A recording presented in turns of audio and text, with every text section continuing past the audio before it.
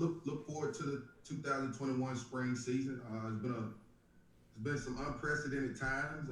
We had a few guys here in the fall that we were able to work with, but it's great to get all the guys back in house. Got all the guys back Saturday, and just going through the phase one right now with the team and working those guys in so we can start meeting face to face. But he's look forward to the season. Got a great team coming back, and we look forward to playing Jackson State on January 27th.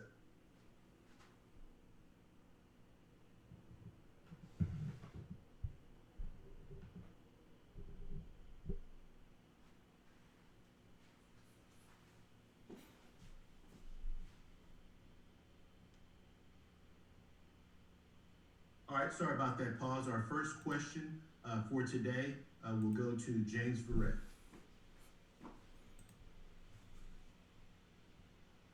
Coach, first of all, dealing with the stoppage of play and pandemic, what was the lowest point for you and your staff? And what did you do to try to keep your players engaged during that time where you guys were apart and you did not know if this season would actually take place? I think the lowest point was just the uncertainty, not knowing when we have our guys, when will we have our guys back, and when will we be playing football again. But we stayed in contact with our guys over once Zoom came out. We stayed in contact with our guys, letting them know all the information that we knew on what was going on, keeping them updated on the upcoming season, and also the messages that were coming from the university. Coach, also, do you think on a positive note, this could have been to your advantage to have more time to work on your team's mindset going into this unprecedented season? I think so, because we were able to, meet more. As you know, we met more on Zoom than probably any time we would ever meet. Yeah, man, we had a lot of dialogue, a lot of different conversations, being able to host different people, bringing them in on our Zoom calls, letting the team hear from other people. So I think it was a great ordeal for us, even though it wasn't the perfect situation. But I think it worked just fine in our favor. And giving us an edge, I don't think it did, because I think everybody else was using the same method as well. So, but I think it worked good for us. Thank you, Coach. Yes, sir. Thank you. Okay, our next question comes from Dr. Kenyatta Cavill. Yes, this is Dr. Cavill inside the HBC Sports Lab, Kenyatta. I hope all is well with you, your family, as well as your players during this time, Coach Dancy. Yes, sir. Thank you. Same to you. No problem at all. I really didn't want to get into the X's and O's. I think we got some time to do that. So I wanted to get just in terms of the mindset for your program. So my question, two-part, is what is the most significant thing that you believe you had to change coming into the spring versus what you do normally? And if you would share with me, why do you believe it's the most important thing with your program at this time? The one thing that we had to change coming into the spring, and I think the change came due to the fact of COVID, was just reiterating how important it is to follow the protocol, the guidelines. I mean, we're dealing with young men right now, and it's hard to try to get over to them the importance of staying safe and following the school guidelines, and also the guidelines that we laid down in football as forward to the COVID-19. I think that's the biggest thing, relaying the message. The second biggest thing may be phasing these guys in. You know, normally you hit the practice field with all 85 or 90 guys, how many you have, but now we're trying to phase them in groups. So, you know, that becomes kind of not a challenge, but it's different. I think it's different for the young men. But I don't think it's nothing that we can't handle or our young men can't handle. It's just something that just have to always be reiterated to our young men, like social distances, even on the practice field, when those guys are normally used to, you know, chatting together or huddling up on the sidelines. We just have to always, you know, reiterate that, you know, it's social distancing. But I think that's the biggest thing going into the spring with this COVID-19 and just a different situation right now. You know, we're playing spring football, and it's different because, you know, our guys got to go to class throughout the day. Normally, when you coming in this regular football season, you have them for a month before the school even starts. So now school is being, with school in, we have to adjust our times, and our guys really have to be more focused than they ever have before. Thank you, Coach. And based on time and to be respectful to my colleagues, that's the last question I have. And I want to wish you the best this season. And thank you for your leadership and service to our young men in the institution. Thank you, Coach. Yes, sir. Thank you. Next question for Coach Dancy goes to Nick Suss. Coach, obviously there's been a lot more attention on SWAC schools in Mississippi this offseason, and you talk about opening up with Jackson State. Just how has the effect of having Dion at that school kind of trickled into how you guys are preparing and just the attention coming to schools like yours in Mississippi? I don't think it changed. Our preparation changed. I've been in this conference for a long time. 13 years, man. We've had great coaches in this conference. It's been a competitive conference. But I think what Dion has done is raised the standard of this conference. I think all eyes will be on this conference now. People who hasn't paid attention to the conference or have never watched a SWAC game will be watching now. And I think all of our young men know that. We don't talk about it. We don't talk about what goes on at another institution because we have a lot to worry about at our own. But I think our young men see it, and they're ready for the challenge. And I think it brings a lot of excitement to this conference. But being competitive, man, this conference is hard as it is. And now you added a figurehead like Dion, and I think it's great for the school and great for the conference. You talk about it being great for the conference. Just to follow up, what does it do for the league when you have this extra exposure? Man, like I said, it gives you eyes that has never been seen before. Of course, everybody wants to follow Dion and know what's going on. So, of course, them watching Dion, they get a chance to see your institution as well. So, I'm very happy. Of course, we have them first game, so it's going to be a lot of eyes on them and a lot of eyes on us as well. So, like I said, it has brought some excitement and exposure to this conference. But all to say, man, this is a great conference. It's been a competitive conference, but we look forward to the challenge. Next question goes to Rashad Milligan. Hey, Coach, hope all is well. My question for you is just starting off, I know some coaches in the conference, they kind of look at this spring season as maybe a little practice, an appetizer, so they don't give everything out before the fall season. How do you view this spring season? I view it as another season. We haven't played football in a year, so of course it's the spring season, and it's the evaluation standpoint for us. It's a chance to understand we had a whole recruiting season last spring, and we didn't even see these guys even, run around because COVID shut us down in March.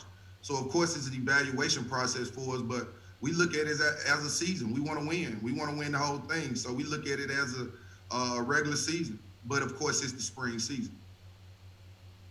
And to follow up on that, what Nick was asking you about Dion coming into the state and stuff like that, with you having Lindsey Hunter as a basketball coach and Jerry Rice in your back pocket, did you hit up one of those guys like Jerry Rice, like, hey, help us out? How was that? Well, man, Jerry's going to help us out regardless. And, Lindsey, I see him on a regular basis. So, like I said, it's all fun. It's going to be fun, of course. But like I said, those guys bring exposure to this conference, including Lindsey. He's brought exposure to this conference and brought new eyes to this conference, and that's what we all should love, because at the end of the day, it helps our young men, and that's what we want. Appreciate it. Next question goes to James Hill. Coach Dancy, I hope you and the family are well. Talk about bringing the Mississippi Delta Devils fans in that region, 3 particular games in the spring this year. Excuse me, I didn't quite understand the question. You guys have 3 home games this season, and the fans in the Delta really love you guys. Talk about being able to provide them with football games in the spring. I think it's going to be great for the fans, and not only the fans, the community. they're dying for football. I don't know how will it be in the stadium, but I know just having football back, man, it's a big thing around, especially in the Delta, but not only in the Delta, but Mississippi. So I'm looking forward to having the fans, having the community pack the house if we can, and show them a different brand of Mississippi Valley State football.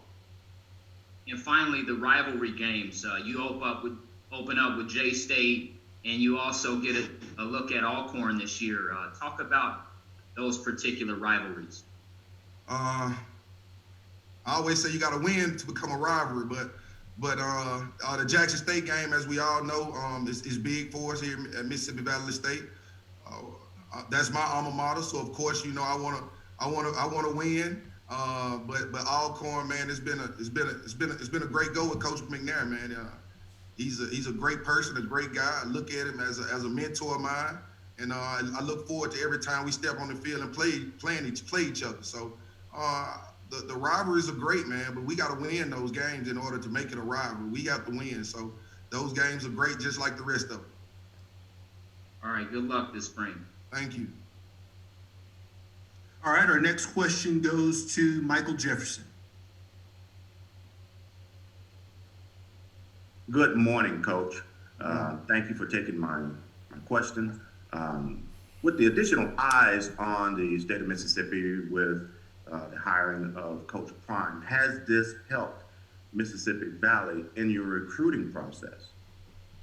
Well, I can't say it helped us in our recruiting process, because at the end of the day, we already have the guys that we already, you know, been recruiting or been engaged with for a while. So we knew what we was after. We knew what we need for this program, and we look for guys who want to be at Mississippi Valley State. It takes a different kind of kid that want to be here, and so those are the kids we aim to please and aim to get. So as far as recruiting, I think it has made I think not only Mississippi Valley, but it's made a splash on the SWAC as well, with the commits that he has coming into his institution, and showing that that the SWAC is raising its level up, you know, of talent. So I think it helps out the whole conference, you know, not only Mississippi Valley, but the whole conference. But as far as us in recruiting, we want the guys that want to be here, and the guys that we've been recruiting since 2020, since our 2019 and 2020 seasons. Yes, sir. Thanks, Coach. Yes, sir. All right, we're going to get a question in next from Charles Bishop. Hi, Coach Dancy. How are you doing? I'm doing good. How you doing? I'm well. I wanted to ask a little bit about the play of Jerry Garner in terms of what he's been able to do for your program. He was one of your more disruptive players for Mississippi Valley last year. But talk a little bit about the play of Jerry Garner. Jerry Garner, man. Me and Jerry came in. I came in a year before Jerry. He's been here with me the last 4 years. He was a walk-on kid out of Mobile, out of Alabama. And, you know, man, Jerry he's a great young man, first of all. He's about his business. He's one of the leaders on the team. But his work ethic, I knew Jerry would be a great football player because of what he's exemplifies, not only on the field, but off the field. And you can see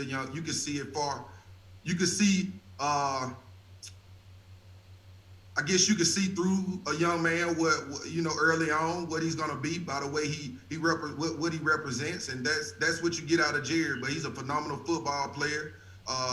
He graduates in May, and we look forward to him doing more things and helping more with our football team, not only on the field but off the field. He's one of our leaders, and I trust Jerry.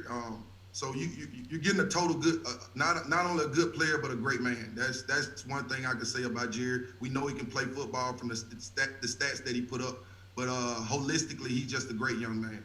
Sure thing. Thank you, Coach. Yes, sir. Next question goes to James Verrett. Coach, you are a Mississippi native, graduate of Jackson State. What are your thoughts on the new flag that you have in your home state?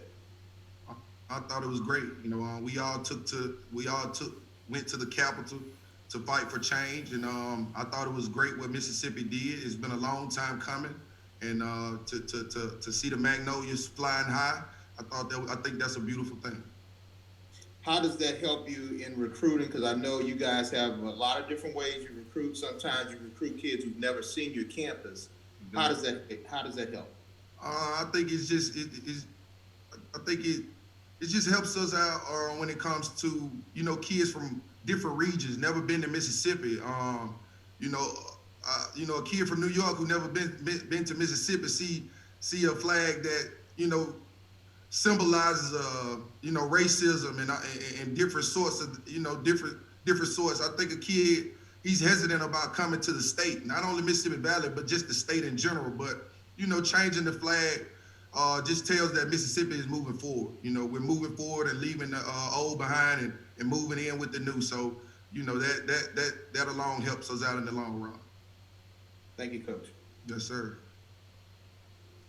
Still have time for a few more questions for Coach Dancy with Mississippi Valley State.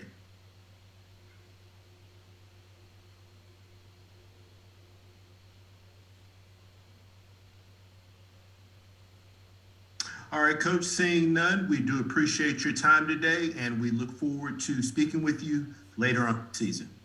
All right, thank you, guys. Have a great one and stay blessed. Thank you. All right. All right, so next up, we will have Prairie View A&M head coach Eric Dooley with us. We are a few minutes before his allotted time is on the schedule to start, so we will wait here just a couple minutes for any of our other media that might be trying to log in to join us. But once again, next up, we have Prairie View A&M head coach Eric Dooley.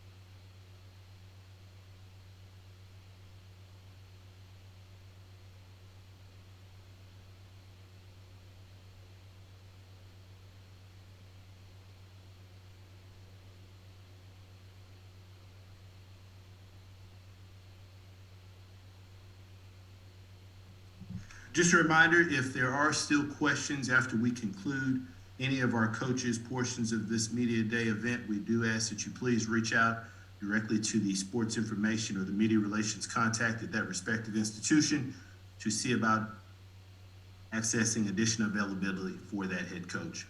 With that being said, we will go ahead and get started. And Coach Dooley, first and foremost, sir, thank you so much for taking some time out of your day to join us. And if you could please start us out by telling us a little bit about your outlook for the upcoming season.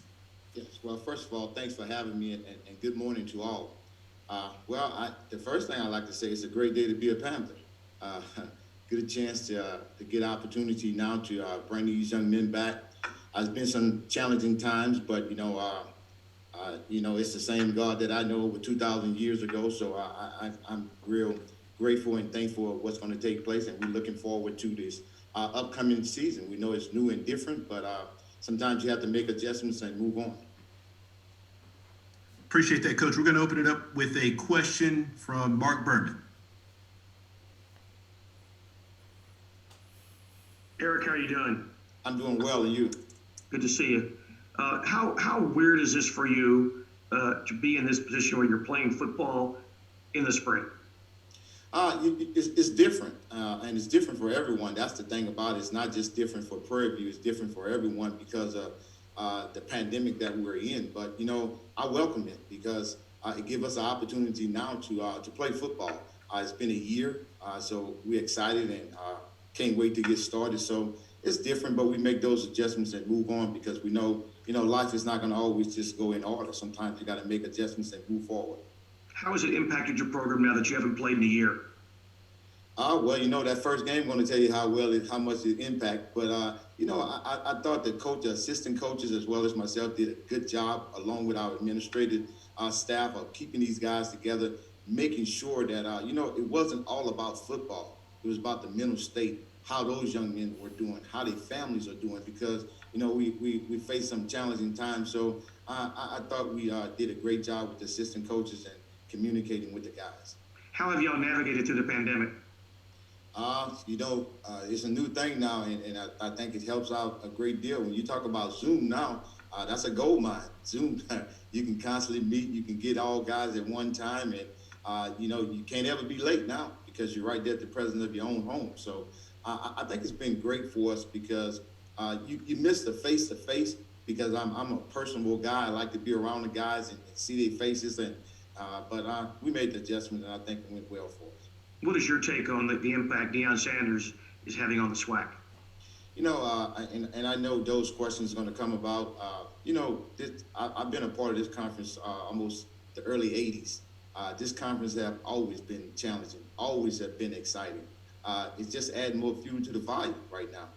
When I take a look at it, it's good. We welcome it as coaches, but there's always been some great things going on within this conference. And fortunate enough, I had an opportunity to see it as a player and now for over 20 plus years to see it as a coach. Thank you, sir. Thank you. All right, next we're going to get a question in from Rashad Milligan. Mark just asked my question. Thank you. Okay, appreciate it. All right, next up we'll get a question from Charles Bishop. Coach Dooley, how are you doing? I'm doing well. How are you? In recent years, Grambling and Southern, they've really had a stranglehold on the SWAC West, and now you have Alcorn moving over to the SWAC West. But by many accounts, you have 8, even maybe 9 returning starters on the defensive side of the ball. Is this the year that Prairie View really can make the breakthrough in the SWAC West? Oh, well, that's a good question because I'm always going to think it's the year, regardless of what we have coming back. But I do feel good about the team that I'm returning. I think it's a great opportunity for us. Just going into our 3rd year, and I think we have set the standards at who we want to be and who we should become. So I feel good about the team, and now we're just ready to play football. Thank you, Coach. Thank you. All right, next up we have a question from Corey Diaz. Eric, my man, always good to see you. My pleasure. Eric, if you could just kind of touch a little bit on the hardships on recruiting kids during a pandemic. What did you guys learn early on that you were going to have to adjust and do differently?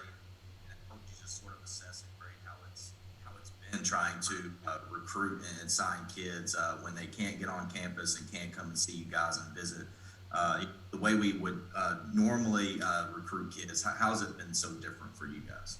Well, it's different because now you don't get a chance to go out and see those young men. You don't get a chance to bring them in to let them see what you have to offer. But, the biggest thing that I said when this first took place, that's why you have to build relationships. You have to know these guys. You don't wait until these guys become great. You got to build that relationships when they are juniors. You got to know who they are. So when we're recruiting seniors, we understand who the juniors are, we understand who the sophomores are, and by showing our face and having relationships with different coaches, I wouldn't say it made it easier, but it wasn't as hard as it seemed to get to these guys. And the biggest thing, someone alluded to it earlier, we didn't have many spots to fill, so it wasn't a big hole to fill. So we got through it, and I thought our assistant coaches did a great job of communicating with the coaches and knowing the guys that we needed to get in that would help our program to be a better program. And Eric, as a quick follow-up, I think another big topic this offseason, not only for FCS schools and SWAC schools, but I think for every school around the country is roster management. How are you and your staff approaching roster management with kids getting an extra year of eligibility? Seniors have the possibility of coming back next year and having another senior year. How are you guys sort of circumventing, not having too many kids or trying to fill all your spots? That's huge right there with that question you just asked, and now you got to re-recruit your players that you have already because the guys that got an opportunity to come back. But I told those young men as we go, and I tell them that all the time, so they understand my philosophy behind it. I tell those guys every day of your life be on the interview, so they understand that situation right there. So now this process that we're going through, we're building these young men to be successful regardless of what. So the things that we're doing, we're going through this here, we're making sure that we give those young men a chance because those young men are seniors and no one foresee anything like this here happening. So of course we want to be true to those young men. So the possibility of those guys returning is great, but I guess I just won't say it right now. Thanks, Eric. Appreciate you. Thank you. Next up, we'll go to a question from James Hill. Coach, I hope you and your family are well these days. The season opens up at the Cotton Bowl. Talk a little bit about that game going in and what that game can mean. Wow, man, we start off. You got to start off right from the top right there. You were talking about one of the storybook programs that's been doing exceptionally well since Coach Favre's been there as well. So we know it's challenging, but, the thing is right now, I think that has taken place throughout the whole conference. It doesn't matter who you play.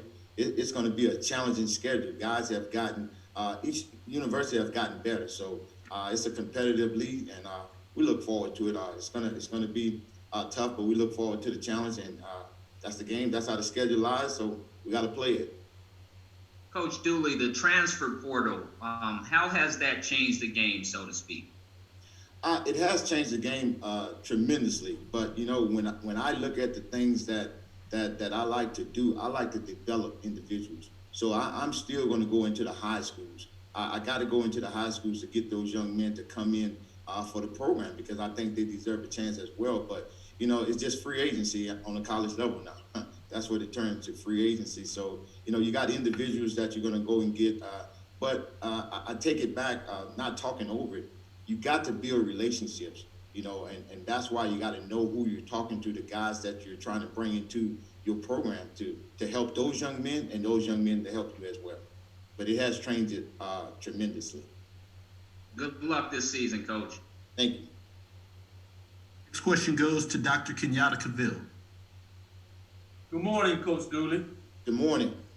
Thank you for giving me an opportunity to ask a question. Always looking short as ever, but I'm gonna have to get with your 1876 sports and culture colleagues over there, my colleagues, to talk about making sure you have lights so we can see you as sharp as you look there, Coach, because you're looking good. With that, in all seriousness, no problem. In all seriousness, wanted to talk a little bit about the defensive side. You had some preseason accolades, and I know they're just preseason, but you've been working on building up the defensive side of the ball. So if you give me some indications of what are your expectations, or do you have expectation with all the change in terms of the defense? And if you would pivot from that and talk about the quarterback battle, where is that looking as well? Well, with the defense, we had some young men that's coming back, and those guys played extremely well last year, and I say credit to them, and that's why they was voted preseason all conference. But of course, now you got to play the game. You got to play the game to get those accolades. But I feel real good about the defense that's coming back. We got guys been playing since we've been here, so they've been playing together and they play well together. So I look forward to that right there. I am, but I'm not much of a defensive guy. I rant and rave on the offensive side, but of course you got to have defense too as well. So I feel excited about those young men coming back. I think those guys can do some special things because of the work that they have put in, and we look forward to it. When you talk about the quarterback battle, it's a battle. I can say that it's going to be a battle, and that's probably not going to come out until we start preparing for the first game. But those guys are in tuned in. We got some guys that had opportunity to play last year and played well when they got that opportunity. So now it's a battle, and we feel that with these guys that are in this battle, we have a good chance regardless of who wins the job. One additional question, Coach, I have for you, and you were on, and so you may have heard the crux of this question, but I'm gonna circle back to it. Some of my colleagues have touched on it to some degree, but I want to know specifically what has been your biggest challenge in terms of coming into the spring that is different from what you traditionally do in the fall, and if you don't mind sharing, why do you believe that is so? Well, with the pandemic, and I'm trying to make sure that those individuals are safe, and my coaches and people that are supporting staff safe. I'm a personal guy. I like to be around the guys. I like to be in tune with them, and it was kind of tough, not being able to meet parents when they bring in their kids here because of the protocols, the things you want to keep them safe. And it wasn't about me. I'm worried about them because they have older individuals within their family that they got to go back around. So I'm always looking out for the next person. And that was real challenging because I like to see the guys, and I can't get to the guys, and we can't get together. I like to bring them all together and just have a sit down and talk. And it's different. but you understand the things that it's going to take to get you out there, so you try to follow the proper protocol. But it's been tough. That's the toughest thing for me, not being able to get around the guys the way that I'm accustomed to doing it. Thank you for that, Coach. Thank you for all you do for our programs, and thank you specifically what you do at Prairie University. It's really important to us, but me in particular. With that said, make sure you open up your class. You keep locking me out of your class course lecture in terms of your dress code. I need to get some pointers now, Coach. Open up the class. Open up the class. I got you. All right, our next question goes to Mark Berman. Eric, can you talk about how important the rivalry with TSU is to Prairie View A&M? It's very important. You're talking about two schools that, I can leave for lunchtime. I can leave right before lunch and get over there and have lunch with Coach McKinney. So, we're right here. We're right down the street from one another. And it's storybook right now. And, when you have a guy that's doing a great job over there and we're trying to come up on this side, is extremely important. But, you got some families that are tied in this here. You may have some family members that have gone to Prairie View, and some have gone to Texas Southern, and they may be married to one another. So you're talking about a family affair. That's what it comes down to me, because I recall recruiting a young man, and his parents went to Texas Southern. So it's different. So I told them I'm gonna make them put on that purple and gold now. There's no question about that. But it's extremely important. It's a big time game for us. We always look forward to it. So the fans look forward to it as well. So did you get that kid you were recruiting? You'll see him on the field.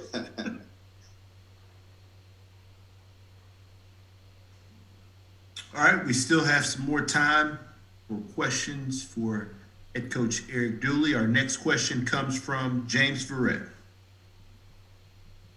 Coach, as far as the time that you had in the fall, if you did have time to interact and do any form of practice, as a coach and as a person that likes to call your own offensive plays, how much have you had to adjust to possibly wearing a mask, wearing a shield, and have you made that final decision what you're going to be doing or wearing on the sideline?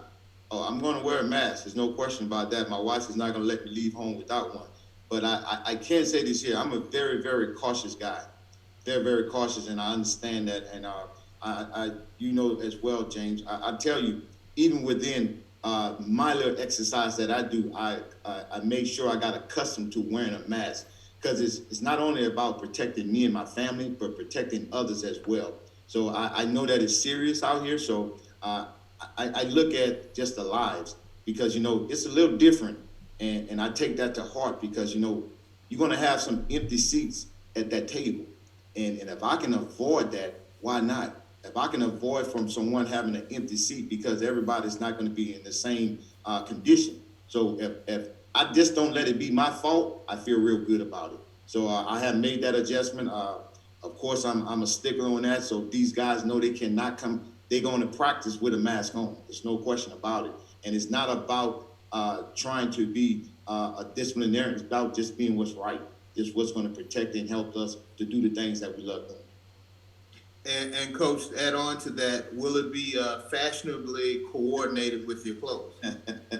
I must say it will be. It will be. Absolutely. Thank you, Coach. That has become a bill, I must say. That's something that I have to look for. You look for that thing that goes with everything. Now you got to find a mask that goes with everything. All right, Coach. Thank you. All right, we still have some time here for questions for head coach Eric Dooley with Prairie View A&M.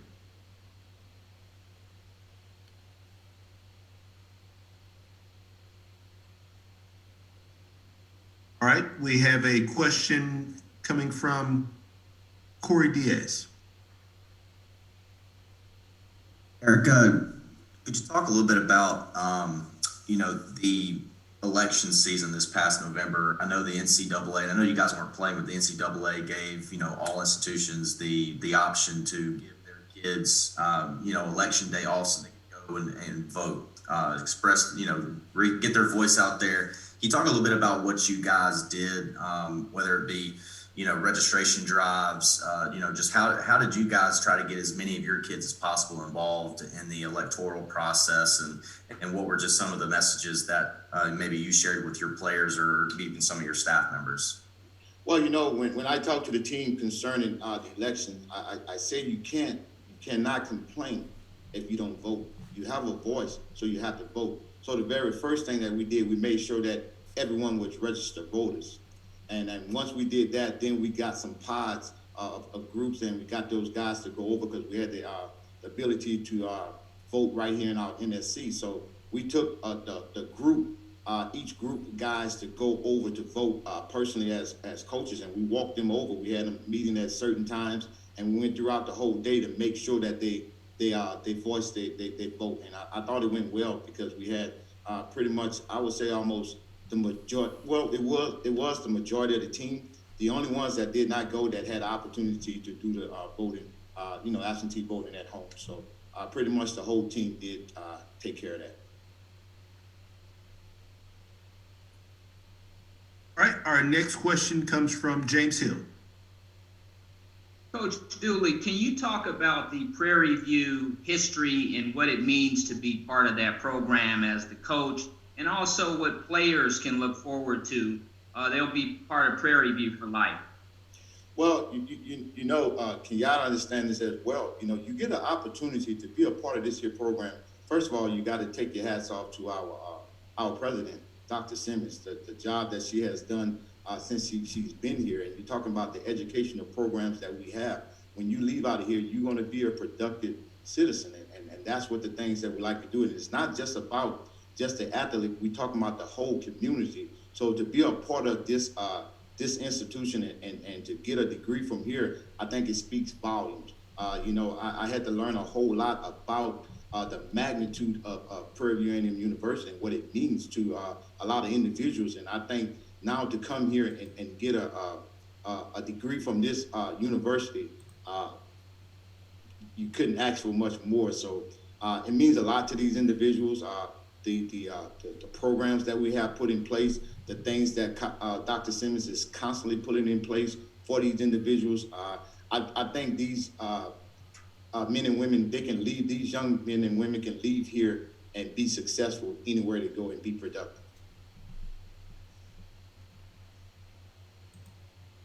Still have some time for questions for Prairie View head coach Eric Dooley. All right, Coach, our next question comes from Mo Carter. Hey, Coach Dooley, always good to see you, sir. For anyone that doesn't know, Coach Dooley and I go back about 15, 20 years now. I hope all is well with you in the state of Texas. Absolutely, absolutely. All right, so Coach, of course, you've been a part of the SWAC for 30 years, as you mentioned, especially as a player and then later on as a coach and now as a head coach. Have you seen about your fair share of everything? And when it comes to the SWAC games, you know how the atmosphere definitely plays a part into how games can go. But what has been your message to your team about potentially maybe playing in front of little to no fans, especially with the pandemic? And I know Dr. McClellan said that, of course, it's going to be up to local health officials and schools to determine what the attendance figures could be. Well, that's going to be different because that's what you like about the SWAC, the pageantry, the things that comes with the playing those type games. And the fans are going to be there. The bands are going to be there. It's going to be different. It's going to be different. But I think now we just have to just be true to ourselves and know what we want to accomplish and understand that it's not there because it's different, but it's different for everyone. So right now, I guess the thing that it helps, there would not be any home field advantage. I mean, you get an opportunity to play within a stadium, and of course, your quarterback can hear the cadence, your quarterback can make checks, and you can do the things that are conducive to make you be successful. But it's going to be different. That it's going to be different.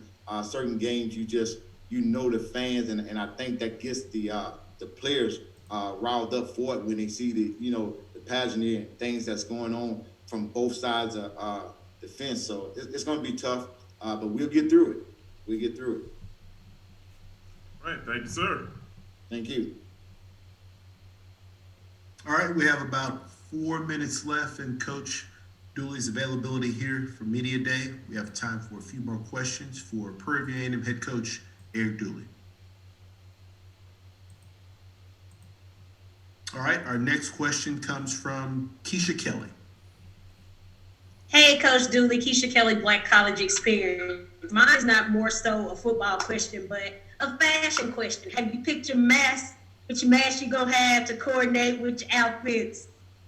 I have, Keisha. I heard you on yesterday as well, but my wife is doing a great job for me right now. She's finding some masks. My wife and my daughters is doing a great job. Wow, that's a serious question, but I will have a mask that's gonna coordinate with what you got to represent yourself as well as the school. Absolutely. Thanks, Coach. Thank you. All right, I believe we have time for 2 or 3 more questions. Our next question goes to James Hill.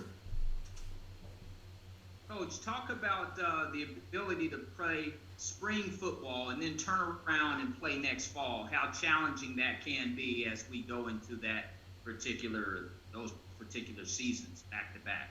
It's going to be real challenging, but you know what? I love it because now you got football 24/7, and that's what I want. You know, we as coaches, we want to practice year round. We want to play year round. So it's going to be challenging to our team, and that's why we took it upon ourselves to make sure that we got some depth for our team because that's what it's going to take. But I thought, in my opinion, I thought our commissioner did a great job with the way that we did our scheduling, and I think it's going to be conducive for us to put a good product on the field this spring, as well as follow up in the fall with the product. So hats off to our commissioner. It wasn't something that was done overnight. It was well thought out, and I agree 100%. I think it's going to be challenging, but I just come down to being in great condition. All right, and our last question, Coach, comes from Michael Jefferson. Good morning, Coach, and thanks for taking my question. You alluded to earlier, with no fans in the stand, there is truly no home field advantage. With Prairie View being one of the perennial powers in the SWAC, do you think this will help you, help Prairie View when you go on the road? Well, you know what? I like the fans in the stand, so I hope some kind of way it lift up and everything that's taking place. I hope it be 60, 70,000. Regardless of where we're going. I love the fans. I think it get that adrenaline flowing for you. But we're in a good place. I can say that. We're in a good place regardless of whatever adjustment we have to make. And I feel real good. We got a very experienced team. So I feel good whatever the situation may go in. We understand this here. At the end of the day, it's 60 minutes against the other team, but we all in this here together to make sure that everyone be safe. Yes, sir. Thanks, Coach. Thank you. All right, Coach Dooley, as always, we appreciate your time, sir, and we look forward to speaking with you later on this season. Thanks for having me. Thank you. All right, moving down our schedule, we will now be joined here shortly, momentarily, by Southern University head coach Dawson Odums. Coach Odums will then be followed by Texas Southern head coach Clarence McKinney. And to wrap up day 2, virtual media days, we'll go to the University of Arkansas at Pine Bluff. We'll catch up with head coach Doc Gamble. I think I see Coach Odums there on the screen. Coach Odums, first off, good morning to you. And if you could please start us out with an opening statement in regards to your outlook for the upcoming season. Well, first of all, just welcome to everyone. I know it's a little different, but it's going to give us a platform to really showcase to America what the SWAC conference is all about.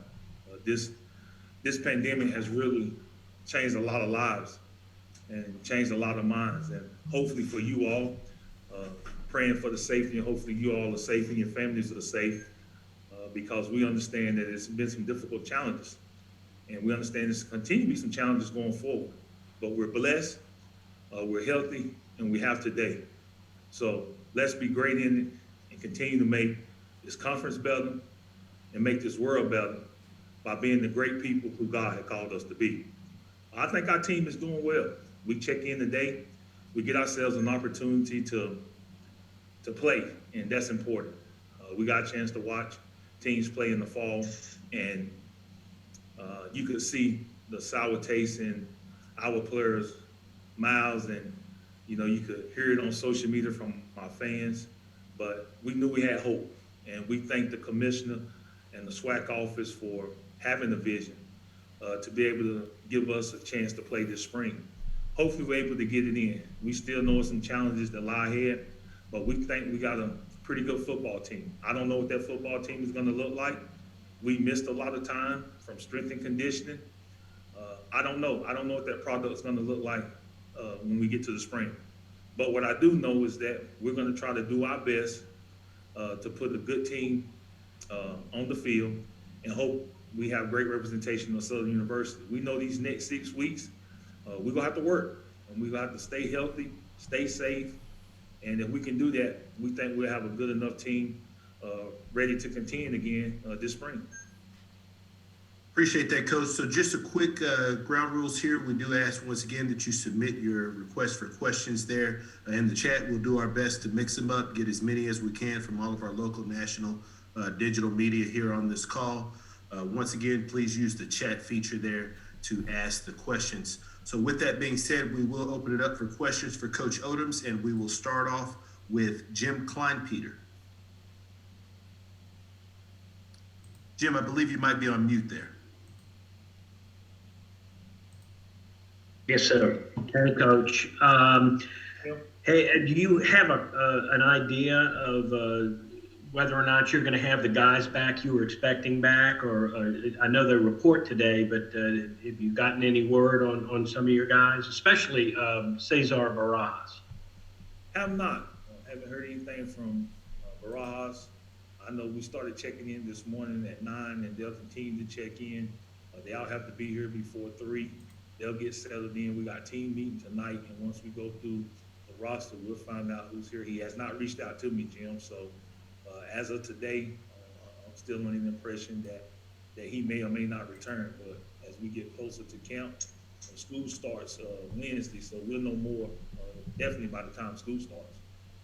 Do you get a feel or do you have an expectation based on what you saw in the 7 or 8 practices you were able to have back before the kids left for the holidays? Do you have some kind of a feel for what you may have coming back? Not really, because we know some new pieces will be coming in mid-year. We also had some guys that we were holding out that weren't able to participate this fall. But I just think we got a good culture. We got a fine culture. Our guys know the expectation. We got a good locker room coming back, and we recruit character. We think we got to have the right players from a mindset standpoint. And we just got off a Zoom call together as a staff and just talking about you can have all the talent in the world, but great coaches find a way to put that talent together and get guys to play at a high level. We've been able to do that for 7 years now here at Southern University, and we think we're going to be able to do that even without the right amount of time or the time allowed in the fall. We think we got a good enough locker room, good enough coaching staff, but we believe we got a good enough philosophy and culture to be able to carry us through storms. A position I want to ask about. You lost a really a truly good Jaguar in Calvin Lunkins and middle linebacker, and it's a guy that's hard to replace. Who do you see as some candidates to fill his spot? Well, I think Ty Foreman is a guy that'll step up for us. He was here last year, didn't get to play as much because, of course, we had Calvin Lunkins. But I really think Caleb Carter is going to be the guy to really hold that room together. He's returning, one of the top tackles from last year. He's definitely a dynamic football player, very athletic, has the size, the speed, and athleticism to be really, really good. But I think it's all about the room. I think we're going to do it by we have some guys that are really, really good. They just haven't had the time. But they're going to have 6 weeks to show us what they can do. And hopefully when we get to kickoff for that first game, these guys will be mentally and physically ready to go compete at a high level.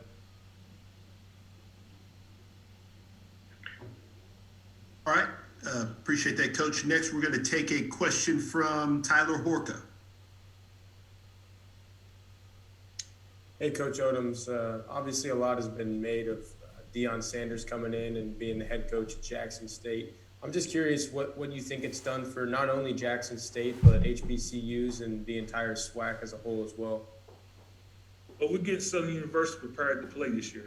And I think that's what it's mostly about. I think when you look at our program and you look at it from top to bottom, I think we got some very good players. I think we got a good understanding of what we're trying to do. We got a good understanding of who we are. We returned some very good players on offense, defense, and probably need to come and check us out. I think we got a really good football team.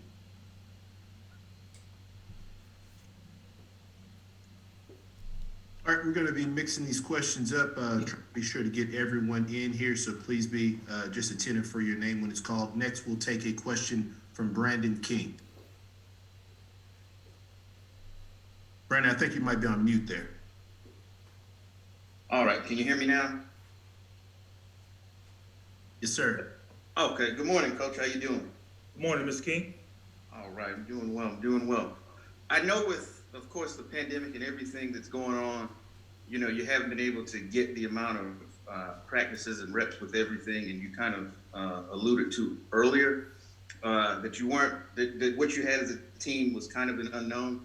So once the season gets going, will you be, because of that lack of kind of evaluation, would you be more or less reticent to make changes or with players, or will we kind of allow them time to get into rhythm? So how are you going to play that with kind of the compressed time frame over this 6-week season?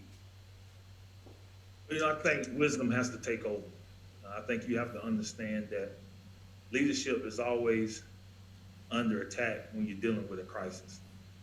If you don't really understand that, if you're not a man of war, don't really understand that, if they send our troops out there today without much warning, what are they going to hang their hat on? They're going to hang their hat on the training that led up to the days of this way before the time that they had to go to war. And I think that's what culture does for a football program. And you have to understand that as a coach. And we have a good understanding. We have a great plan in place. We're not going to reveal that plan, but we've been dotting our I's and crossing our T's, just trying to make sure that we understand internally what is it going to take for us to put a good football team together over the next 6 weeks. And that comes from leadership. That comes from understanding the makeup of your team. That comes from understanding how you go put this puzzle together. That comes from understanding that you're going to be missing some components. You don't know when you're going to miss them, but you know that through contact tracing, through testing, you could be without players. So we've done dotted our I's and crossed our T's with our plan from start to finish. We done our research by talking to other teams that played in the fall. Monetarily, we're not able to do what some of those teams were able to do in order to keep their team safe. But I think when you really look at it and you sit back, you have to plan for the things that you know are going to happen. Even though you can't control them, have a plan for them. And we talk about it as a staff, and we've been talking about it from August to now. And we think we have a plan in place that we're able to handle most scenarios that we think we're going to run into. We looked at it from an X and O standpoint. We done adapted to what we need to do and how we need to go about doing it. And I think if our players and our coaches execute that plan, we're going to have a chance to be very successful. Right. Thanks, Coach. Good luck. Thank you. Next question goes to Mo Carter. Hey, Coach Odums. Always good to speak with you, man. Hope all is well in this new year. I've got 2 questions for you. All right. The first one, of course, Coach Chinnisberry had done a good job with your offense, but he left to become a head coach at another school, and you now have a new offensive coordinator. Can you kind of give us a sense of what, you know, your offense will kind of look like for this upcoming spring? Sure. Thank you, Carter. Congrats to you too, man. I've been seeing some stuff on social media. Thank you. But I really think it's I think when you're consistent in a program, you have a core of things that you do very well. And no matter who it is that's running our offense, that's running our defense, that's running our special teams, we're going to stick to our core. That don't take away from Coach Prairie, who did a fantastic job for us. We're good friends, and I'm happy for his new opportunity. But that don't take away from Coach Grossi's creativity. but we just know we have to keep that core. And I think successful programs don't just do away with things just because somebody new come in. And that's where leadership comes into play. I'm not telling Coach Grossi, this is the offense you got to run. But we are teaching him, and we taught him our core. And he knows what that core is. Now he implements that core into his offense. That's not being a dictator. That's understanding that you've done things very well in your Fortune 500 company, even though you're going under new leadership. Let's teach our values to the new person so that we can continue to be successful and not take away from their creativity. And we're going to do that. Here at Southern University, we have an identity of who we are. We know our core values, offensively, defense, and special teams. So regardless which coordinator come in, it's my responsibility as a leader to make sure they understand our core values, and then they implement those into their creativity with their offense. And we think we're going to continue to have some success. I think he's a fantastic offensive coordinator, and he's getting his chance. I believe in giving guys a chance. And when you give guys a chance, it's up to them to take it and run with it. Somebody got to give them a chance. I'm at Southern University because Dr. Broussard gave me a chance. And at the end of the day, we have chemistry, we have core values, and we have a program, and we have great culture. And when you put any offensive coordinator into that, they have a chance to be successful. Okay, and my second question relates to attendance. Of course, the SWAC leads attendance among the FCS, basically almost every single year with the exception of one over the last 40. But of course, with the pandemic, you're not going to get these packed out crowds. A lot of games that Southern play, of course, usually gets packed out crowds. So what's your message to your team when it comes to actually playing in front of maybe possibly little to no fans, depending on where you're playing? Because I know Dr. McClellan said it's going to be up to the schools and local health officials to kind of dictate what the attendance will be. Well, I'm unique when it comes to mindset. And I've told our players that we're going to be playing in front of 28,500 for home games at Southern University. And we're going to be playing in front of 10 to 15,000 of Jaguar Nation on the road. Can you feel it? Can you hear it? Listen to the roar of the crowd.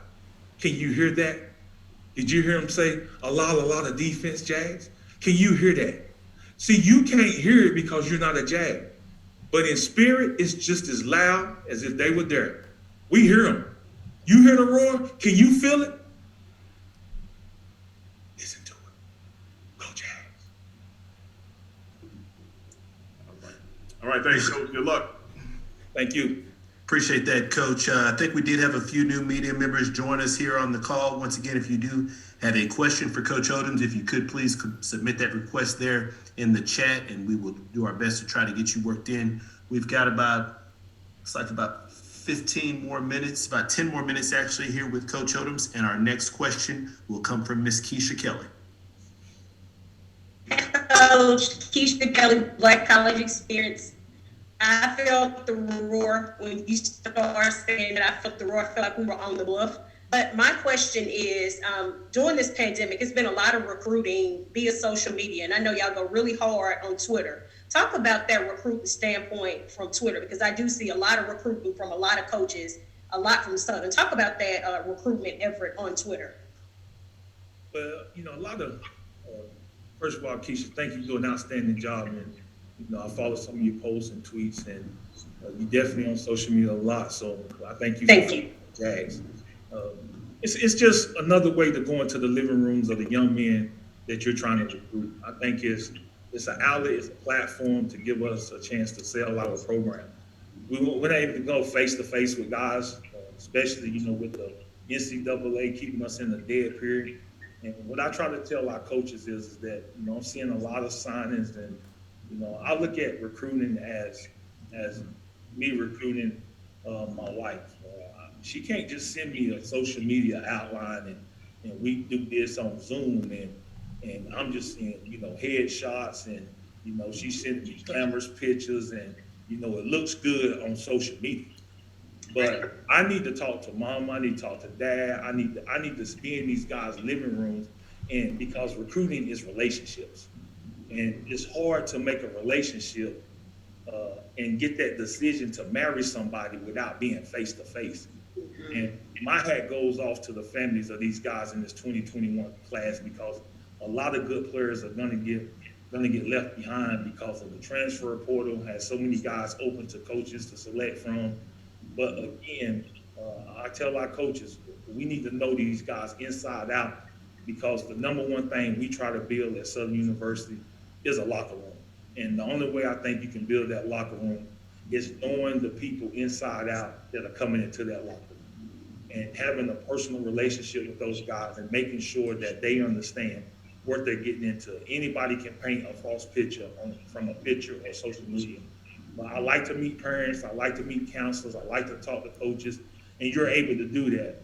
But just going to watch a guy practice and just watch a guy compete, we weren't able to do that. So a lot of these decisions are hampered. So we're able to go on social media and sell Southern University, and hopefully that gets us on Zoom calls and into the living rooms of some of the prospects. But it's just give us a platform to let the world know that we do have a great product here on the Bluffs of Louisiana called Southern University. If you don't know, just ask. And Coach, my second question and final question is, how do you feel about Bayou Classic being played in Shreveport this upcoming season at Independence Stadium? Well, when I first got to Southern, we used to play PV up in Shreveport. So we're familiar with the stadium. I just think it's the Bayou Classic. I mean, we can play it out back on the other side of the chickens and in between the cows. I think you're still going to have a good crowd and people still going to get excited about it. But we know it's nothing like playing it in New Orleans at the Superdome. But it's a different time. We're just happy that we have a place that's willing to let us play and give us an opportunity to continue to showcase to the world that we have something special and it's our own, and it's called the Bayou Classic. All right, I'll see you on the sidelines, Coach. Take care and be safe. Thank you. All right, appreciate that. Our next question comes from Michael Cable. Hey, Coach, good to see you. I may have missed it in your opening address, but how do you plan to use the 6 weeks in the lead up to the opener? Is it segmented? I know you talked about having your plan. Is it you really feel the need to get game-like right there at the end? What's the plan? And are you going to go early in the morning so we can't get out there? I know you love doing that. Yeah, we're going to go early in the morning. Schedule won't change. We're going to till the ground first. Okay, we're gonna build this house and we're gonna take our time. So we're gonna find us a good solid ground to till so that we know when we lay the foundation, it's gonna stand. And in order to do that, we're gonna treat it just like a baby. They don't run, walk, crawl. So we gotta crawl, walk, run this thing, and we're gonna take it slow in the beginning. Because again, I don't really know why players are from a condition and strength standpoint, but listening to other coaches and from our research, those soft tissue injuries at the beginning of the season were very high in pro ball and college ball at the beginning of the season. You saw a lot of guys go down. So injuries is going to be something that we really keep an eye on and try to make sure that we're doing the necessary things to practice hard, but also safe. And that's from the mindset of the leader. We have a 2-week plan, and then we have another 2-week plan, and then we have the last 2 weeks plan. So we got a beginning 2, middle 2, end 2 to try to get our football team ready to play. And we have a strength and conditioning plan over 6 weeks to get these guys ready to play. But I think if we follow our plan and we stick to it and just trust our process. Sometimes you read social media and you're worried about what the neighbors are doing and how they're preparing it up. Look, I'm tilling the ground for the Southern University Jaguars. We're trying to make sure that when this season takes flight, our house is ready to survive the storms that may be coming. And the only way we can do that is focus on every nail that we're putting in our walls, and that's one nail at a time. You've been able to keep up with the guys as far as conditioning programs? Are you expecting them to come in pretty decent shape? Well, I think that's all based on your culture. I gauge it by our big guys. I don't really worry about the little guys. If our big guys, I haven't seen any of them, if I can look at them and see that they look close to what they looked like when they left, and then I put them on the scales, and that scale confirmed that they look like what they did when they left. If that scale goes to an end and it just back and forth and don't move, we got some issues. But if that scale is at the weight that we targeted when we left and told them that's where they need to be when they come back, the Jags are off to a great start. And I really just look at the big guys. If our big guys are in condition, they don't have to be in great condition, but they need to be in condition, which means they can make it through practice without falling, and hurting somebody because the fatigue of their heart is not ready for the task that we have in front of them. But if they're in condition, I think we're off to a great start. All right, we have time for some more questions. We will take a question now from Matt Trent. Hey, Coach. I kind of wanted to get your thoughts on just, your rivalry game with Jackson State, just the heightened intensity of that's going to be this year. Just Deion Sanders coming into the SWAC. And I know, especially for you guys with Jackson State last year, had some issues with some plumbing over there. So, this year's game might be a little bit more intensified. Can you just speak to all that's surrounding that matchup with you guys this year? Well, you my homeboy, so I'm gonna try to answer this question to the best of my ability. It's a great environment. It's nothing like playing in Memorial Stadium. It's a great atmosphere, whether it's sold out or whether it's empty. It's still loud because we know the Jags are going to be with us. I think when you look at it, I think it's one of the games that young men go to Southern University, or come to Southern University, and young men go to Jackson State to play in. I think it gives you an atmosphere to be able to say, man, this is something that makes SWAC football special. And it's games like this. The environment, we know what it's like when the stadium is sold out, it's electric. And we understand that. And we understand that that's a rivalry within itself. Close proximity, two rich traditions, Hall of Famers, great fan bases. It's the reason why you would go to these two schools. A game like this is the reason why I love coaching in the SWAC, because it gives us an opportunity and a platform to show the world the product that we have here in the SWAC.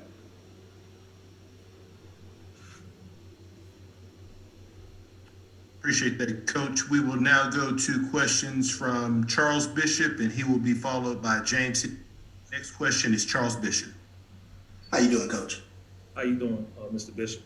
Coach, I wanted to ask this question in regards to the coaching turnover on your staff. Has the added time given you the opportunity to really ingratiate this staff into the culture and the winning tradition of Southern football in terms of what you want to see from them? Well, it has given us an opportunity to bond. This extra time has given us a chance to do some X's and O's. All we do is spend time together. We're on Zoom, we're in the office, just giving us a chance. The biggest thing that we're missing is that we're not able to incorporate the families into much of what we're doing. So, I have new coaches. I've never met their kids, never met their wives, so it's kind of hard because we stay separate because a lot of them have little ones, and we don't want to put nobody at risk. But for us coaching and being in the facility together, and just that time has been given, and we've been able to take advantage of it by just being together and just learning each other as much as possible. And they want to coach. They want to play. And you can see that, and I'm just happy these guys will get an opportunity to do that this spring. Sure thing. And the other question that I wanted to ask you, Ladarius Skelton, he's one of the more dynamic players within the Southwestern Athletic Conference. From a development standpoint, where is he, and what would you like to see from him this upcoming spring? Well, ball security. I really think that, talking to Coach Grossi, we understand. We understand that we have a uniqueness here at Southern University. We have 3 quarterbacks that have started for us, and any one of them could go out and lead us to a championship. But we know the talent level of each and every one of those guys is at a high level, and we know that room's going to be very competitive. But when you talk about Ladarius Skelton, it's being a better manager of the game. Taking care of the ball is the number one responsibility at the quarterback position, and if he can do that, the sky's the limit of how good of a quarterback he could be in this conference, and playing back-to-back semesters will really give him an opportunity to do some special things. He is as good as advertised. We know he's a dynamic runner. He's a very good passer. I think he's a better passer than give him credit for. But it's the ball security. The last game he played is the last game he's known for, and hopefully he comes in with the right mindset and the work ethic to erase the last game. And the only way you're going to do that is play better in your next game out. And if given the opportunity to do that as the quarterback at Southern University, I think he's going to have an opportunity to lead us where we want to go. But it takes him having the right mindset and understanding that it's all about ball security. Sure thing. Thank you, Coach. Appreciate it. Thank you. Our next question will be from James Hill. He will be followed by James Verrett. Hey, Coach, I hope you and the family and the Jags Nation are safe and sound. We see FAMU and also Bethune coming in to the SWAC. Talk about the addition of those programs coming over next year. I think it's great for our conference. I think when you talk about expanding, you don't want to just expand. You want to expand and get the right teams to come and be a part of what you're trying to do. And here in the SWAC, we know that football is a product, and that product sells itself. But when you add the likes of Bethune-Cookman and FAMU, it give us a chance to go into that Florida market and begin to share some exposure in an area where we were not visible. So now we're able to go into Florida, play against FAMU, play against Bethune-Cookman. I used to work at Bethune-Cookman. Coach Sims does an outstanding job. Lynn Thompson is one of the best ADs around. So it's a good program. Corliss Fingers is their strength coach. She used to be my strength coach. So a lot of history with that program, great understanding. And they also have a very good classic that they play in. So I think we're bringing in two really good teams. And when you talk about tradition, FAMU has its own tradition. It's as high as anybody that we have in the SWAC. I think their fan base is just like most of the teams that are in the SWAC. They understand what it's like to cheer their team on the victory. And Coach Simmons, he was in the SWAC. We're good friends. We know each other. We communicate with each other. And I think we're welcoming in two teams that's going to help our conference to continue to grow and show the world how really good the SWAC really is. And finally, can you talk about how significant Southern Jags football is to the entire HBCU experience? Well, I think when you're talking about developing young men and you're talking about representation around the world, I think this is one of the programs that when you say HBCUs, people understand that is HBCUs, then is those that we consider the top. And when you talk about the blue and gold of Jaguar Nation, Southern University football, it's recognized around the world. We have many graduates, NFL players, Hall of Famers that have made this program what it is today. I'm just blessed and grateful that I was given an opportunity to be the head coach and be able to continue a legacy that was created way before me. I think when you talk about Southern University, you talk about Mumford, you talk about Pete Richardson, Aeneas Williams, Mel Blunt, Tombstone, you talk about Ken Ellis, you talk about some greats, Carmichael, and the list is long, you can't list everybody, but everybody from Southern University understand that we have a product that the world know about. And we're grateful that the SWAC give us an opportunity to put that on display for the world to see. Thank you, Coach. Stay safe. Thank you. All right, our final question for Coach Odums for today will come from James Verrett. Coach, hopefully all is well with you. And my question is, I know that you've been trying to do your best not to present any bulletin board material, but I know you peruse social media, and it appears that for particular teams that have made it known that they have a lot of people that are coming in with high recommendations, highly touted athletes, that people are just going to give them the title. What do you say to those people who are casual fans who think that that team that is a couple hours north are just going to walk in and walk away with the title and just dominate the conference? I mean, I think expectations are created. I mean, I think it's energy. I think, this is going on my 8th year in the conference, and we'll be putting out a graphic. I mean, I don't know, it's probably the 30th head coach in the conference that I'll be facing. So, I mean, I think those expectations are created. And me, I'm a humble guy. I believe that what somebody else is doing in their program, that's solely on them. We don't talk about other programs. We talk about Southern University. And at Southern University, we understand what we need to do in order to be successful. And if we go out and do that, we feel like we're going to be successful. And we feel like we got players too.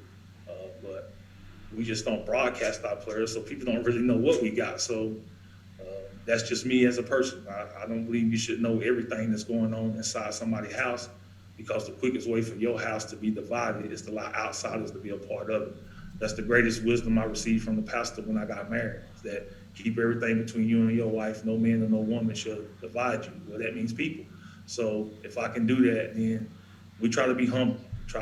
We try to keep everything in-house, and we try to make sure that when we do allow people to see our house, it's one that represents Southern University to the very best, with respect, with dignity, and unbelievable character, and with great discipline.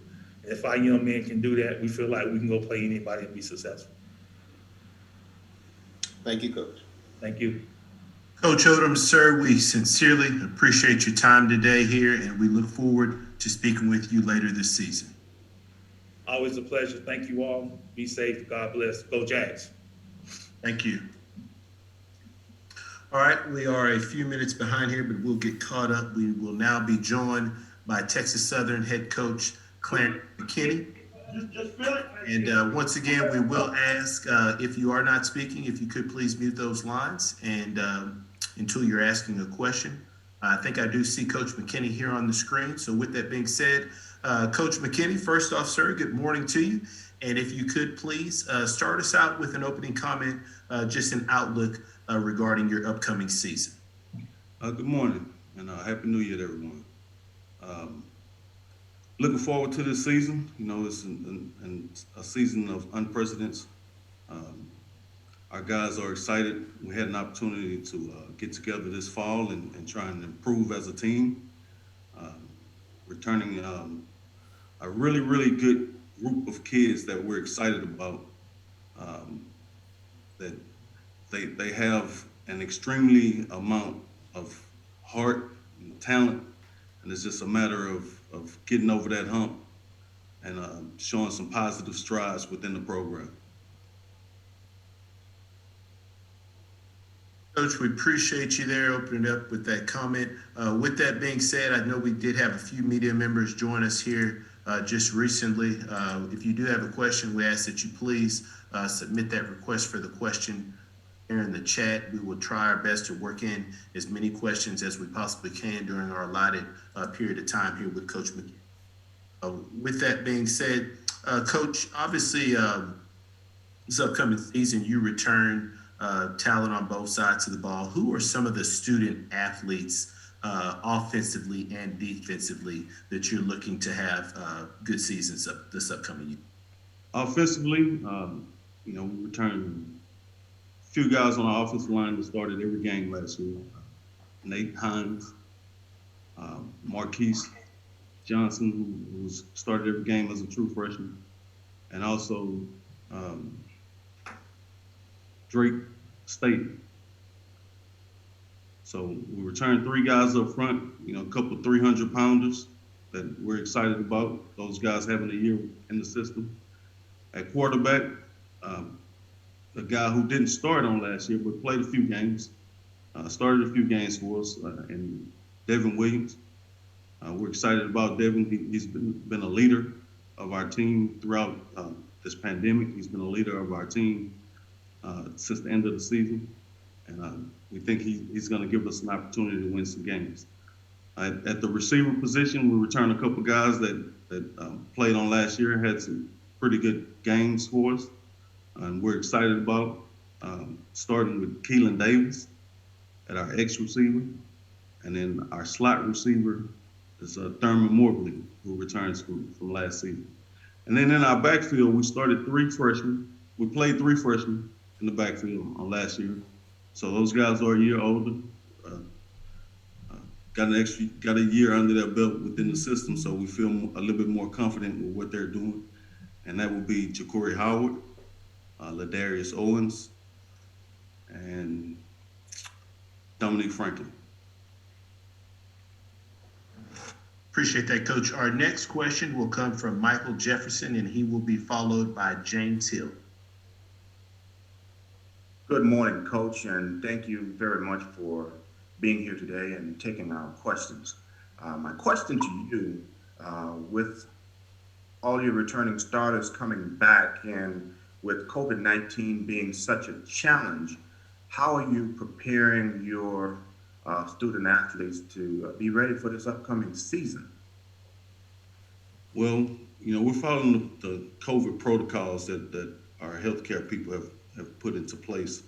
But one of the things that we've been doing since, March, when we were sent home from spring ball, is we've had a lot of Zoom meetings and a lot of what we call virtual practices and getting our guys mentally prepared to understand what's been asked of them.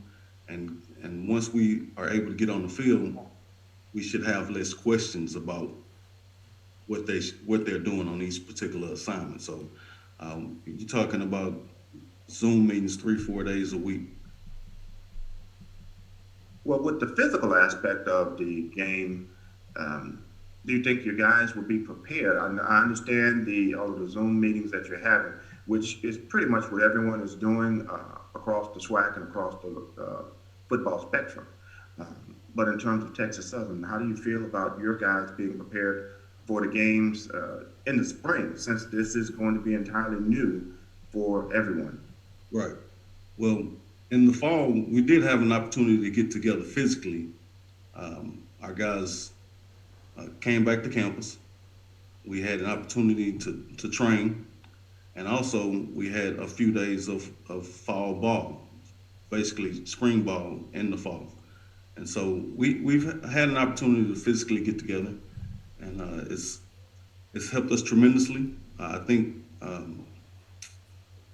you lose some things over the Christmas holidays. It's been a couple months since the semester's ended, and it's just we're just getting back together on today, and we're hopefully we'll get started to get those guys back physically in condition and prepared to play this season. Excellent. Thanks, Coach, for your time and your answers. All right, next question goes to James Hill. Hey, Coach, I hope you and the family are safe and sound. Talk about what you would like to see between now and between kickoff. As far as the team goes, you just want to see daily improvement. Yes, sir. You want to see, defensively, guys playing their assignment. So if you're an A-gap defender, we want to see you, maintaining the A-gap, no matter what the particular play is. We don't need guys not doing their assignment. So basically do your job and do it at a high level and help the team get better each day. Now, I don't know if you guys paid attention much to us last year, but we had a lot of injuries. And so we've focused on getting healthy, but those are things that we can't project as far as an injury goes. But we're returning some guys that we feel like can help us from that standpoint, just guys being available. The rivalries, talk about your rivalry. Talk a little bit about that. Of course, you got the one Labor Day Classic rivalry with Prairie View. That's always a big deal for us. Excited, to have an opportunity to go against Coach Dooley. I think he does a great job. But our guys will be ready to roll when that time comes around. We got Southern on the road, which is going to be exciting. We played Southern in a neutral site on last year, so they'll have a little bit of a home field advantage. We'll be in their stadium. Excited about that. You know, I think Coach Odom does a tremendous job. He gets his guys ready to play each and every week. And then the big one, home game for us this year will be bringing Grambling to Houston.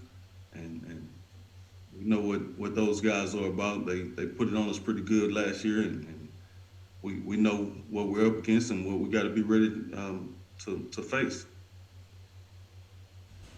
Thank you, Coach. Stay safe. Thank you. All right, next up, we will take a question from Charles Bishop, followed by James Verrett. Coach McKinney, how are you doing, sir? Yeah, how's it going, Mr. Bishop? You touched on it a little bit in terms of the number of injuries that Texas Southern had last year. Talk about the play of Devin Williams, because it seems as though as the year moved forward, he seemed to grow a lot more confidence in the pocket and kind of grow as a quarterback. But talk about his maturation as a quarterback for your program. You know, everywhere I've been, I believe the second year of a quarterback within the system has been one of the best years, just because he understands now, not only in your first year, you're trying to learn what to do. And now Devin has learned what to do. Now he's learning why we do what we do. And so he understands our system a little bit better. The tools are there. You know, he has the arm strength. He has the ability to keep plays alive with his athleticism. But now he's starting to see and understand what the defense is giving us and being patient and taking those things and not forcing plays. So it's just a maturation of being in the position and understanding what's needed for us to be successful. It's more about moving the chains instead of forcing big plays. Sure thing. And defensively last year, you guys had a tendency to kind of wear down by the fourth quarter. Have you addressed the defensive side of the ball, especially with regards to depth going forward? Yeah, well, a lot of our issue defensively on last season was due to injuries. Yeah. So we wear it down because we're playing the same guys, and the guys that would be playing, would be sharing minutes weren't available for us.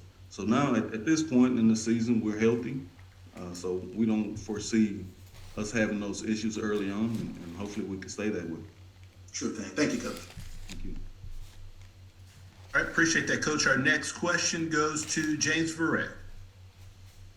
Coach, I know that your school was very active in trying to get as many students registered to vote and using their right to vote. How important was it, you being a Texas native, to get those kids out there to vote? And what did you do to get your team active in those social justice initiatives?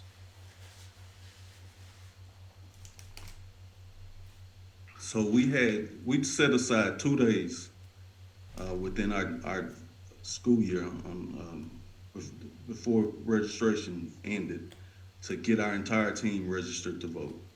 And we had, a local organization come over, brought the guys in, during the day between classes, sat them down and got the entire team registered to vote. The George Floyd situation is really close to me and my heart. He was like a little brother to me. He grew up with my little brothers, my nephews, and it was important for me personally to try and do something. And part of that was getting our team registered to vote. One last question, Coach. The effort to have games played on campus at Texas Southern. I know this past fall you were unable to play at all, but is that something that you eventually would like to see, and can we see that in the spring? We'd love to play games on our campus. We played one game on last year on the campus. It was homecoming and great turnout. I think our alumni and our fans enjoyed the ability to go and tailgate in the parking lot and not leave the campus. But that's above my pay grade. So, if the powers that be see fit for us to play on campus, we'd love to have an opportunity to do those things. Thank you, Coach. All right, our next question comes from Dr. Kenyatta Cavill. Hey, Coach McKinney, it's good to see you. Good, Doc. I'm glad to see you safe. Continue to hear the great things you're doing and continue to build back this program. I wanted to ask the overall type of question in terms of question I've been asking for all the coaches to be straightforward with you, which is in terms of what is your biggest overall challenge that is different coming into the spring season than what you have done in the fall? And why do you consider it to be such a big challenge? Well, our overall challenge right now is, in my opinion, conditioning. You know, as you know, Dr. Cavill, our school year ended before Thanksgiving. And so with that being said, our guys have been away from us for a couple months, you know, and we put things into place for them to continue to stay in shape. But as you know, it's a lot easier for us to do it when they're on campus and we are able to put our hands on them. So conditioning is huge, especially with this pandemic. You know, we had about 6 or 7 months we weren't able to go outside and do certain things. But I think that's our biggest challenge at this particular moment. You know, there are some other things that are challenging as far as, you know, the health of our student athletes, the knowledge of what they should know at this stage in the season, you know, what we'd like for them to know, being prepared for the season. But I believe conditioning is our biggest goal at this moment. Thank you for that, Coach. One additional question. A lot of coaches often talk about culture and the need to create the culture that they want to see, that they believe will make a team successful. And I know a lot of ways, talking to you, that has been important to you. One, what is important about setting a culture and why do coaches talk about that? But more specifically, do you believe that the program is moving in the culture that you want to set for the foundations of Texas Southern University High? Yeah, culture is definitely a huge part in the program being successful. And I think it starts with what we like to call a championship culture. And it doesn't start when you walk in the football building. It starts when you get up in the morning. So we talk to our guys about being a champion in everything they do. And so a part of the COVID protocol is for our guys to do a questionnaire each day about things that they've gone through COVID-wise. And so if we don't have 100% participation before 10 a.m., that's not a championship culture. If we don't have everyone going into class present and on time when they're supposed to, that's not a championship culture. So we're talking to our guys about winning in everything, every aspect of life, every aspect of what they're doing right now, the things that they're asked to do. And so that's all a part of the championship culture that we're trying to build. I think, to answer the second part of your question, I think we are 1,000% further along now than what we were when I first got here, but we're not nearly where we need to be at this particular time. Thank you for your time, Coach. Thank you for what you're doing for HBCU, specifically for Texas Southern University. Continue to be safe and strong, and thank you for sharing that story about it. Thank you, Dr. Will. All right, Coach McKinney, we have gone a little bit past your allotted time, so we do appreciate you for staying over a little bit extra with us. We do look forward to speaking with you later this season, Coach, and good luck to you as you get ready to start your spring campaign. Thank you, Andrew. Go Tigers. Appreciate it, Coach. All right, next up, we will have University of Arkansas at Pine Bluff head coach Doc Gamble. He will join us right at 11:40. We are a few minutes ahead. So Coach Gamble, I see you there, ready to get going. We'll just give a few minutes for any of our media that might possibly just be logging on to join us. Once again, we do appreciate everyone for their participation with this virtual press event. If there is anything that is needed in regards to video of this event, please feel free, video or audio, I should say, of this event, please feel free to send us an email. We'll be sure to share with you the link.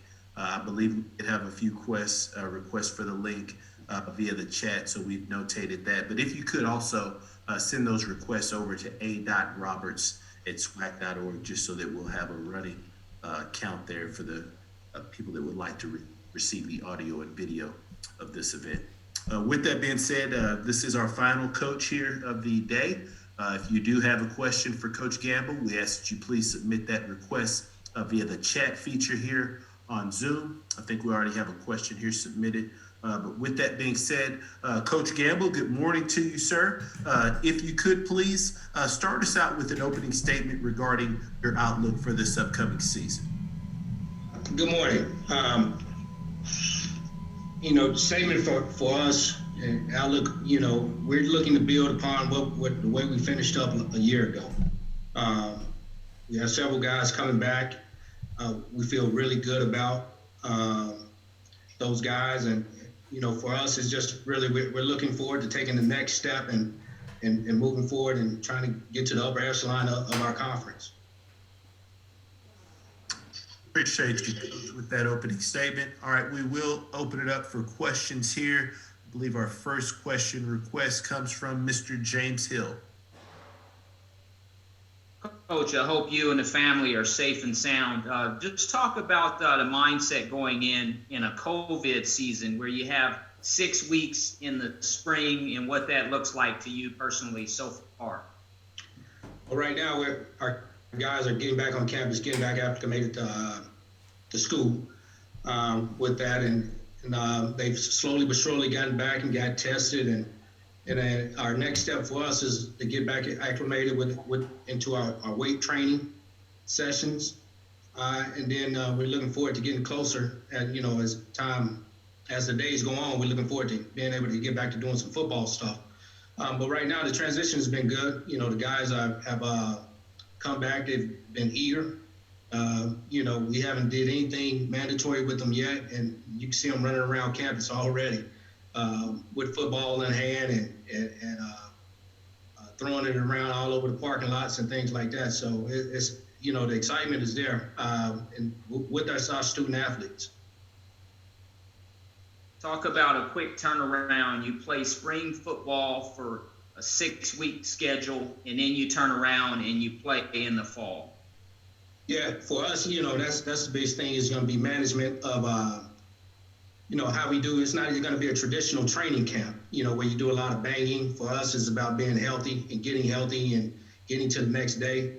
So we're going to modify, you definitely, you got to block and tackle, but just how much of that we're going to be able to do during the season. We got to prepare for each week, of course, and each week is going to be a grind, but, you got to also think about down the road as well. Once the season is over, how fast we'll be able to get back to, training again and getting those guys up and ready for the fall season. So those are discussions we've had already, just looking at modifying the way we have practiced in the past. That's going to best benefit our kids. For us, and really right now is to get them the game day, get everybody to get it. Thank you, Coach. Stay safe. All right, our next question for Coach Gamble is from Michael Jefferson. Good morning, Coach, and thank you very much for taking the time to answer our questions. You mentioned being able to continue with the trend that UAPB has been on. 2018, you went 2-9. The team went 2-9. Last year, you went 6-5. And with this being your first season coming on, you mentioned being able to continue that trend.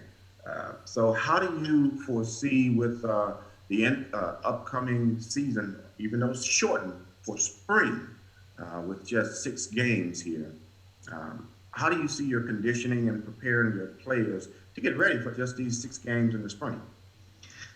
Well, you know, we were able to give those guys, we had to kind of treat the fall and over this Christmas break, we had to stress to the guys, you know, you can't wait till you get back to start trying to build your body. You know, if they did that, then it's going to be too late. You know, hopefully they've done some things on their own, in which we provided, you know, workout packets and all of that. But, you know, with COVID and places, you know, finding facilities to be able to do some things, you know, those were some challenges with some of those guys. But as some things were opening up, you know, since we got from our guys that a lot of them was taking that initiative, we got a lot of self-starter guys. So a lot of them were doing some things on their own, you know. So we just got to see where they are once we're allowed to get back with them physically, to see where they are and where we are. And, you know, believe it or not, we won't have a lot of time to build those guys up. So hopefully we're already at a good enough level where we can go out and compete each week in and week out. Awesome. And I do have one additional question. With the addition of the new coach at Jackson State and all of the eyes that are currently on the SWAC conference, has that helped at all with the recruiting at UAPB? Well, for us, I think we've been recruiting pretty good for ourselves already. You know, we have a benchmark, we got a standard that we're looking for in future student athletes, and we've done pretty well in recruiting, and we're going to continue to do pretty well in community in recruiting. You know, our staff does a really good job of evaluating, and we're going to continue to do that. You know, so. You know, we have our own unique situation, and it's really been good for us, and we're going to continue to build upon it. Awesome. All right. Thanks, Coach. All right, we next up have a question from James Verrett. Coach, how difficult was this for you personally to have to know that you'll be the head coach? You're trying to prepare for the season. The season is postponed, and you have to wait until, you know, the spring to get your opportunity to show your wares. And what can we expect to see, if anything, different from what we've seen in previous years from Arkansas Pine Bluff? What is your personal stamp on the program? Well, we have a saying around here. You know, what has helped me, first and foremost, is I was a part of the last staff. I just got promoted from within. So that's helped with the transition for myself, as well as with the kids. You know, I'm not a new face coming in that these guys don't know. We got a great foundation already laid, you know, and we got a really good, you know, nowadays everybody talk about the culture. Our culture is really good. You know, for us, we have a saying around here, you know, you're always ready for a ready. You know, and this tough times is you know, we've had to adjust daily, and I think we've all have been able to do that. And I tell you one thing about our kids, they haven't complained one bit, because we've had different schedule changes, you know, weekly, daily, and, you know, monthly, you know, and you know, they just keep in the back of the mind that we always said, and we've been saying it, you're always ready for a ready, you know. So thing about from us in the past, we just want to build on the momentum from what we had last year. You know, we went 6-5, you know. Be honest with you, the biggest challenge that I've had with our guys is not being complacent, because when you go 6-5 and you haven't won in a while, you get a lot of pats on the back, and a lot of good jobs, and you know, sometimes you can get satisfied with that, and we just can't get complacent or satisfied with being just 6-5. You know, like I said earlier, my earlier statement, we're working to try to get to the upper echelon of the conference, and where we're talking about competing for championships year in and year out. Coach, how relieved you be when the whistle blows and they kick off and you finally get to have a game? Well, we'll all be excited about it. You know, we'll all be, you know, you tend to forget about everything else when the whistle does blow. So, and the only thing you worried about what's going on in between the lines. So that'll be a big time relief. I know that for sure. Thank you, Coach. All right. That, Coach, we will now take a question from Tyler Horka. Hey, Coach, you were asked about Dion a couple questions ago as it pertains to recruiting. I'm just curious on a broader spectrum what his arrival to the SWAC might have done for not just your program, but HBCUs as a whole and the SWAC conference as well. What does it mean to have a guy with his high-profile football name come in and kind of be one of you guys? Like I said before, for us, I like to think I have a good, our background as a staff, having to be a background as well as we made a priority on recruiting, and to me, that has pushed our brand more than anything else. I got a staff, our staff is pretty much from all over the country. So we're the UAPB name has spread out more so than it's ever been before, so, and I always say that recruiting is based on who's the leader sitting at the head of the table. And we push recruiting every single day. So our name and our brand has been pushed every single day, and we're able to attract a lot of guys that pretty much in the past that probably would never had any interest in our program. So, and that has changed. Right now, to be honest with you, we're at a point right now where we can be very selective to who that will really fit our needs, and who will be able to benefit from our university as well.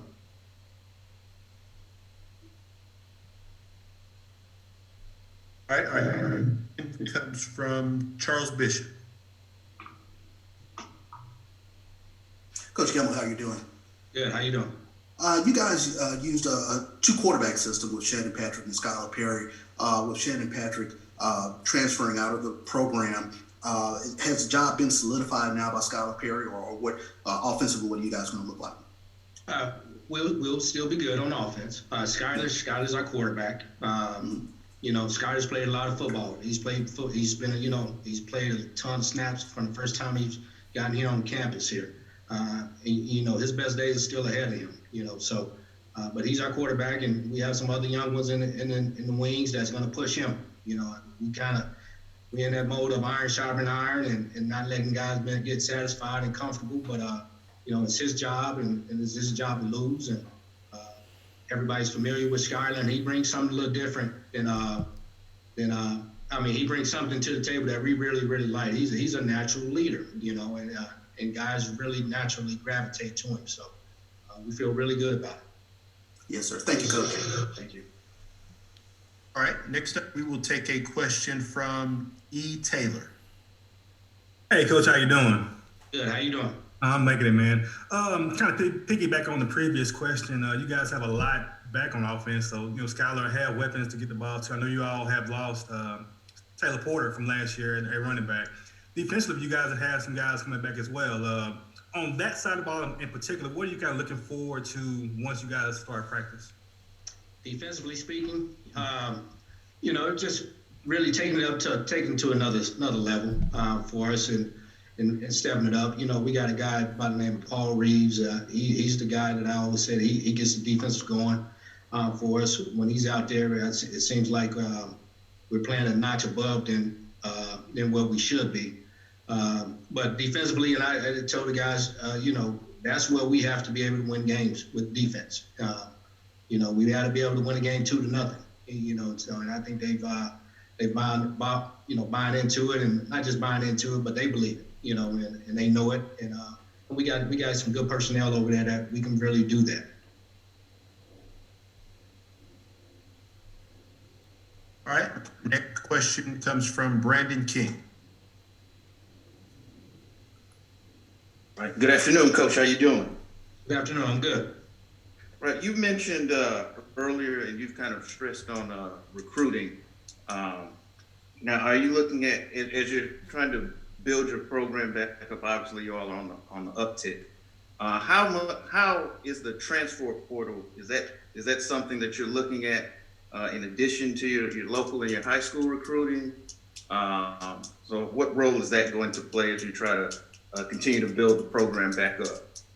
We shake the bushes for the best of the best. So we have looked at the portal, and everybody has a reason for being in the portal, but we're relying on, we definitely, with recruiting, we start here locally, and then we branch out as well. And I know I kind of mentioned that our coaches from all over, but we do take care of home first, because we are a University Pine Bluff football team, and so we take care of home first. But we look at E&E and everything, especially they're really, to be honest with you now, the work that we have done, we have some guys that come across our radar now and say, whoa, we probably would have never had a chance at that guy. But and that's just being for us, for being diligent and having those relationships from all over. Thank you, Coach, and great luck this season. Thank you. All right, we have about 8 minutes left here for our media availability with Doc Gamble, so we can get some more questions in. Once again, if you do have a question, if you could please submit that question there in the chat so that we can get you in queue to ask your question. With that being said, we have a few more minutes here for questions for University of Arkansas Pine Bluff head football coach Doc Gamble. All right, we have a question from James Hill. Coach, personally, what has this year been like for you in terms of the COVID and trying to, manage a football team, coach student athletes, and what has it been like for you personally?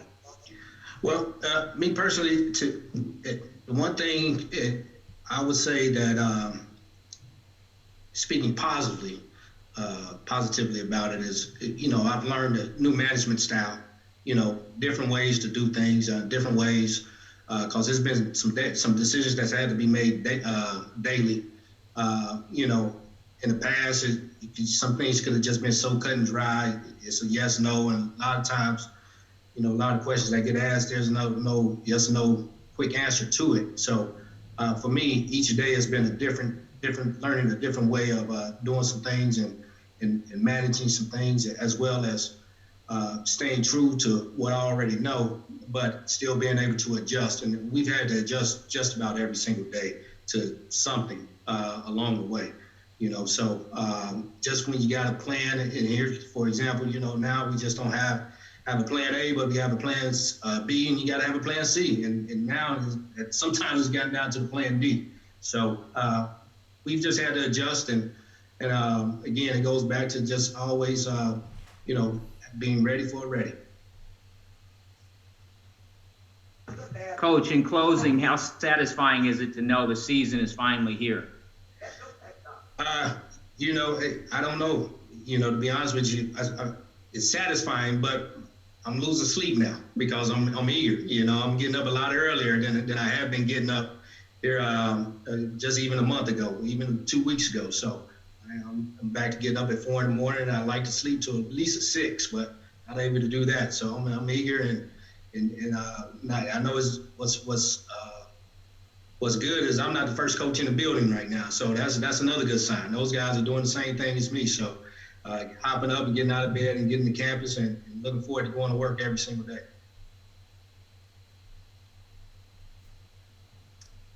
Have time for a few more questions for Doc Gamble with Arkansas Pine Bluff.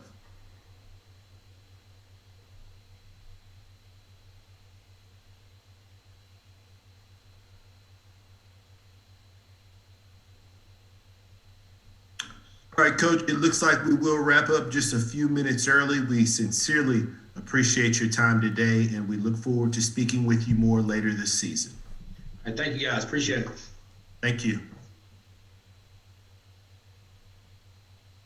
All right, so that will wrap up day 2 of SWAC Football Virtual Media Day. We do, once again, like to thank all of our media members who took time out of your schedules here to join us over the course of today as well as yesterday. Once again, you can find the latest news, updates, and information by following us on social media at the SWAC on Twitter and Instagram, and the Southwestern Athletic Conference on Facebook. You can visit us online at www.swac.org, and any media requests or inquiries for the office can be sent to a.roberts@swac.org. Once again, thank you all so much for joining.